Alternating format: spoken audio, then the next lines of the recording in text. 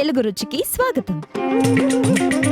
సంప్రదాయ మరియు వినూత్న రీతుల్లో వివిధ రకాల దోసలు తయారు చేసే పద్ధతులను ఈ వీడియోస్ ద్వారా మీకు పరిచయం చేస్తున్నాం. కాజు పన్నీర్ దోస. జీడిపప్పు మరియు పన్నీర్ వేసి చేసే ఈ స్పెషల్ దోస శాకాహారులకు మంచి విందులా ఉంటుంది. చూడ్డానికి తినడానికి రుచిగా ఉండే ఈ దోసను వేసుకుందామా మరి? ముందుగా ఒక గిన్నెలో 100 గ్రాముల బియ్యం, 50 గ్రాముల ఉప్పుడు బియ్యం, 50 గ్రాముల మినపగుండ్లు, 1 స్పూన్ మెంతులు, 2 చెంచాల శనగపప్పు, 50 గ్రాముల అటుకులు, కొన్ని నీళ్లు పోసి కలుపుకొని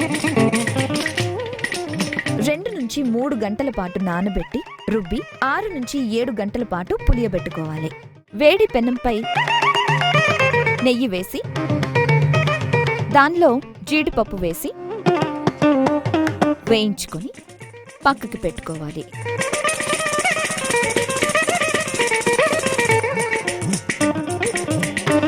తరువాత ఒక దోస వేసుకొని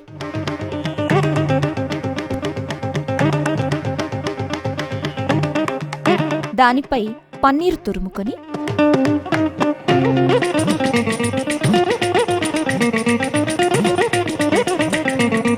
బటర్ వేసి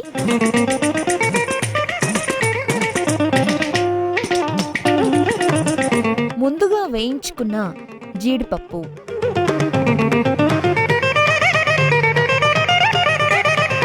మిరియాల పొడి,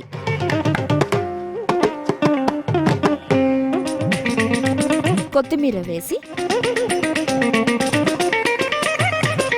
వేయించుకోవాలి.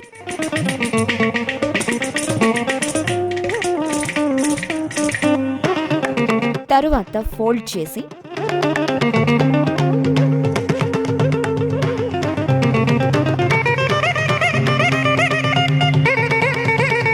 ఒక ప్లేట్లో పెట్టుకుంటే కాజు పన్నీర్ దోస రెడీ.